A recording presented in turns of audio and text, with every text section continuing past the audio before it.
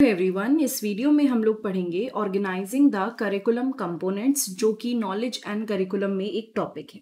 ठीक है, तो इसमें हम देखेंगे कि जब हम करिकुलम कंपोनेंट्स की बात करते हैं तो किस वे में ऑर्गेनाइज करते हैं और क्या क्या चीजें इसके अंदर आती हैं। सो बेसिकली जब आप करिकुलम कंपोनेंट्स को ऑर्गेनाइज करना चाहते हो, एक तरीके से सेट करना चाहते हो, तो उसमें कई सारे प्रोसेसेस आते हैं। जैसे आप आइडेंटिफाई करोगे, आप समझोगे एंड अरेंज करोगे अलग अलग एलिमेंट्स। ठीक है, so there is a process of identifying and arranging the various element that make up the curriculum. तो आप अलग अलग एलिमेंट्स को आइडेंटिफाई करके उनको अरेंज करोगे, जिससे करिकुलम बनता है, ताकि आप इफेक्टिव टीचिंग कर सको एंड अच्छे से लर्निंग हो सके बच्चों की। फिर से सुनिए, जब आप करिकुलम कंपोनेंट्स को क्या करते हो, ऑर्गेनाइज करते हो, तो इसमें आप आइडेंटिफाई करते हो, अरेंज करते हो अलग अलग एलिमेंट जो करिकुलम को बनाते हैं। ठीक है, उसके बाद आप क्या करते हो, आप इफेक्टिव टीचिंग एंड लर्निंग को सपोर्ट करते हो। So these are the things which we have to consider जब हम बात करते हैं किसके बारे में, ऑर्गेनाइजिंग द करिकुलम कंपोनेंट के बारे में। ठीक है, नाउ क्या की स्टेप्स हैं जिसका ध्यान रखना है जब हम लोग ऑर्गेनाइज करते हैं करिकुलम कंपोनेंट।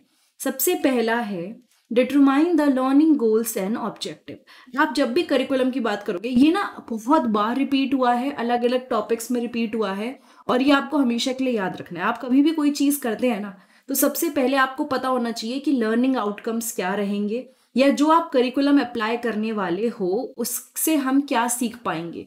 तो जो फर्स्ट स्टेप है वो है डिफाइन करना लर्निंग आउटकम्स को, that the curriculum is intended to achieve, यानी क्या आउटकम करिकुलम अचीव करेगा।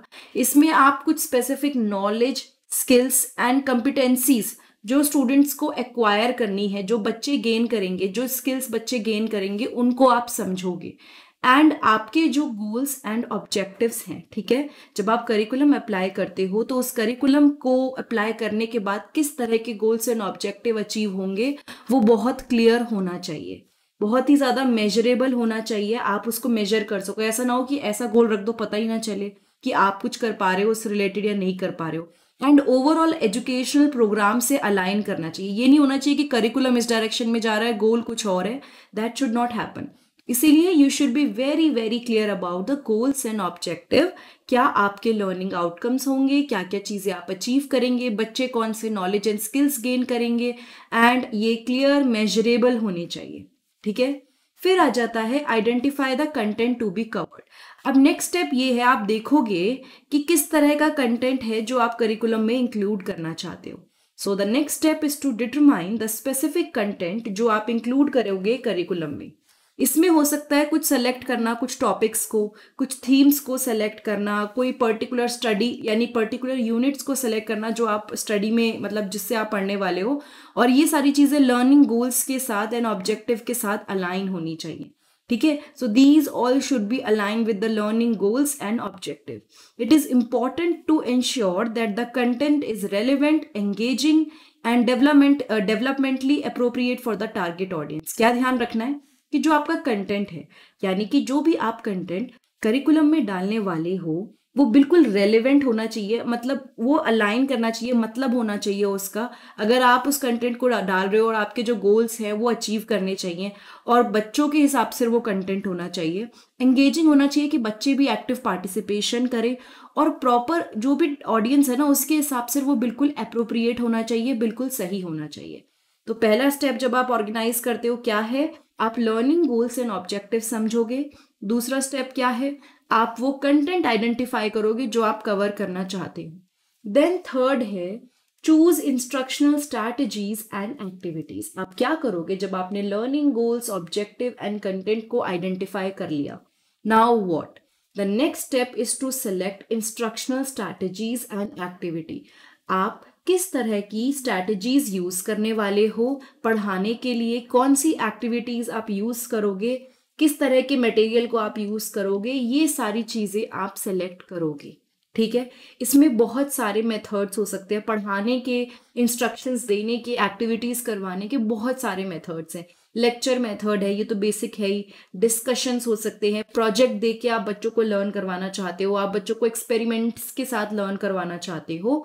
तो बेसिकली अगर आप ये सारी में से कोई भी स्ट्रैटेजी यूज कर सकते हो, और स्ट्रैटेजी को सेलेक्ट करने का सबसे इफेक्टिव तरीका ये है कि ये इफेक्टिव होनी चाहिए, एंगेजिंग होनी चाहिए और अलाइंड होनी चाहिए लर्निंग ऑब्जेक्टिव के साथ। यानी ऐसा ना हो कि साइंस का कोई एक्सपेरिमेंट समझना है और आप बच्चे को केवल लेक्चर मेथड यूज कर रहे हो, ऐसे में वो एक्सपेरिमेंट तो कर ही नहीं पाएगा। तो वहां पे आपको 2-3 अप्रोचेस लगानी पड़ेंगी, राइट। सो इसीलिए जब आपने अपने गोल्स सोच लिए, उसके बाद आपने कंटेंट सोच लिया, अब आप अपनी इंस्ट्रक्शनल स्ट्रैटेजीज एंड एक्टिविटी के बारे में सोचोगे। Then comes design assessment. Assessment are an essential component of the curriculum. Assessment बहुत जरूरी कंपोनेंट होते हैं करिकुलम के, ठीक है।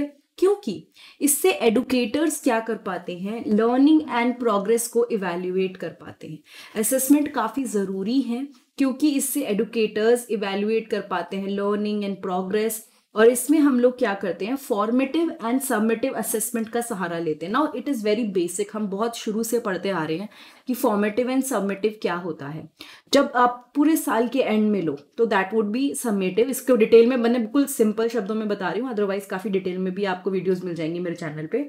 सबमिटिव में आपने बिल्कुल लास्ट में जाके बच्चे का टेस्ट लिया या फिर उसका असेसमेंट लिया, और फॉर्मेटिव में आप साथ साथ डेली लेते हो, ठीक है। तो ये जो इन्वॉल्व होता है ना, इसमें formative and submissive assessment align होते हैं लर्निंग गोल्स के साथ एंड ऑब्जेक्टिव के साथ, ठीक है। असेसमेंट कई फॉर्म्स में हो सकते हैं, जैसे कि test, quizzes, essay, presentations, projects, इन सब फॉर्म में असेसमेंट हो सकते हैं, ठीक है। It is important to ensure that assessments are fair, valid and reliable. ये बात याद रखनी है कि असेसमेंट बिल्कुल फेयर होनी चाहिए। ऐसा ना हो ना, बच्चे ने मेहनत करी और आपने कोई ऐसा असेसमेंट ले लिया जो फेयर नहीं है और बच्चे की एक्चुअल प्रोग्रेस का आपको पता ही नहीं लग पाया, बच्चे ने एक्चुअली लर्न क्या करा वो पता ही नहीं लग पाया। So it is very important to design such assessment which are very much fair, valid and they are very much reliable. Okay, ना उसके बाद आप क्या करोगे, फोर्थ के बाद है fifth, select resources. To support the implementation of the curriculum, educator need access to a range of resources. देखो, अगर आप चाहते हो कि आपका करिकुलम अच्छा रहे, टीचिंग मेथड्स अच्छी हों, इंस्ट्रक्शनल मेथड्स अच्छी हों, तो एडुकेटर्स के पास बहुत ज़्यादा अच्छे से रिसोर्सेज का एक्सेस होना चाहिए, जैसे कि textbook, technology, manipulatives and other material. अलग अलग चीज़ें टीचर्स के पास होनी चाहिए और वो सारा जो मटेरियल है वो अलाइन करना चाहिए, मतलब जो भी गोल्स एंड ऑब्जेक्टिव हैं उसके साथ मैच करना चाहिए। It should support student engagement and learning and be accessible to all student. ये बच्चों की एंगेजमेंट को सपोर्ट करे, लर्निंग को सपोर्ट करे एंड सारे बच्चों के लिए ये एसेसिबल हो, ये बहुत ज़रूरी है। Then comes ensure alignment. Now जब हमने ये फिफ्थ पढ़ लिया तो बेसिकली आप रिसोर्सेज सेलेक्ट करोगे, देन इंश्योर अलाइनमेंट, यानी कि बहुत ज़रूरी हो जाता है इंश्योर करना, ये श्योर करना कि सारे करिकुलम कंपोनेंट्स जो हैं वो एक दूसरे के साथ अलाइन हो। मतलब आप समझ रहे हो, जो आपके गोल्स हैं उसके अकॉर्डिंग आपका रिसोर्स हो, जो रिसोर्स है वो यूज उस अकॉर्डिंग हो, असेसमेंट उसके अकॉर्डिंग हो। So this involve reviewing and revising the curriculum regularly to ensure that it remain current, relevant and effective। तो बहुत ज़रूरी हो जाता है कि आप ढंग से रिव्यू करो, रिवाइज करो करिकुलम को रेगुलरली, ताकि जो करंट आपका मतलब क्या कहते हैं करिकुलम है वो अफेक्टिव रहे और जिसे कहना चाहिए कि आउटडेटेड ना हो, ठीक है।